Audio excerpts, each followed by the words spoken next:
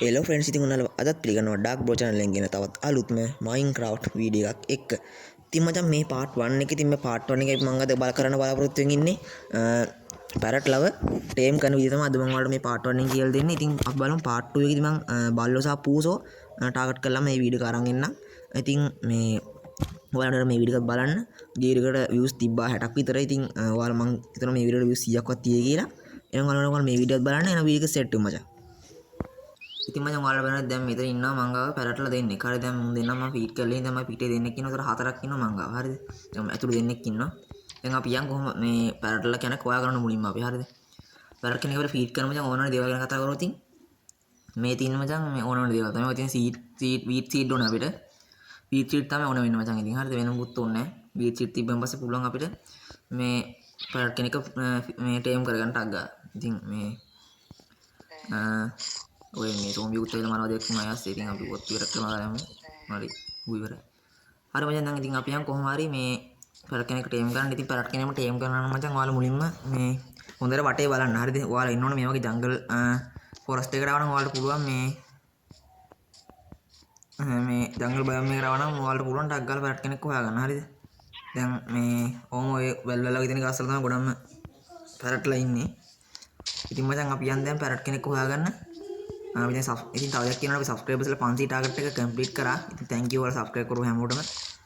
ඉතින් මේ වීඩියෝත් අනිවාර්යයෙන්ම බලලා අනිවාර්යෙන් සබ්ස්ක්‍රයිබ් කරලා ලයික් එකක් දාන්න කියලා මතක් කරනවා යාළුවෝ. ඉතින් එහෙනම් අපි ඩග් ගාලා යන් මේ පැරට් කෙනෙක් හොයාගන්න. තාම හම්බුන්නේ නැහැ මට. ඉතින් ඔය මේ ඔයාලා වීඩ් සීට් ගන්නවා නම් ඔය මේ බීම තියෙන මේ වල් පැල වලට ගහුවට පස්සේ මේ වීඩ් සීට් වලට ගන්න පුළුවන්.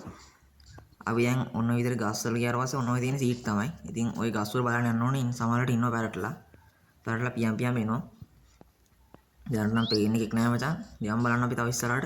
මොකද එන්නේ කියලා බලන්න. නෑ මචං තාම පේන්න නෑ. ඕක ගණන් ගන්න පොය මම කලින් ඇවිල්ලා හදපු එකක්. ගන්න ඕගොල්ලෝ. පියම් බලන්න තාම හම්බුන්නේ නෑ පැරට් කෙනෙක් යාළුවනේ.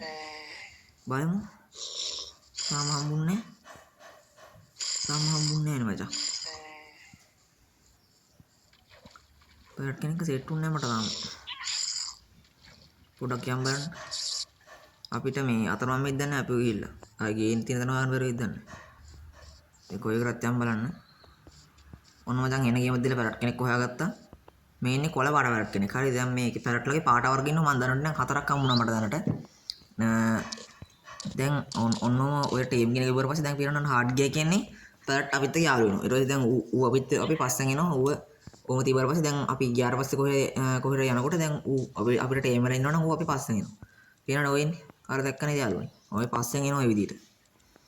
ඔය විදිහට පැරට් අපි පස්සෙන් එනවා. අපිට ඔක සීට් කරලා තියන්නත් පුළුවන් නැත්නම් ඌව හිටවලා තියන්නත් පුළුවන්. ඉතින් සීට් කරලා ඉවර පස්සේ ඌට අපිට පස්සෙන් එන්න බෑ. නැත්නම් ඌ හිටවලා තිබ්බම ඕක ඔය යන තැන අපි පස්සෙන් එනවා. මගේ දැන් තව දෙන්නෙක් ඉන්නේ දැන් ඌට අතේ වහන්න බෑ නැත්නම් ඌ ඇවිල්ලා මගේ උරහිසේ වහනවා. ඉතින් ඔන්න මම ගෙදරට ආව යාළුවනේ. ඉතින් ඔය ඉන්නේ දැන් මම ගෙනාවු පැරට්. දැන් ඔන්න මචං ඌ මගේ ඇඟේ වැහුවා.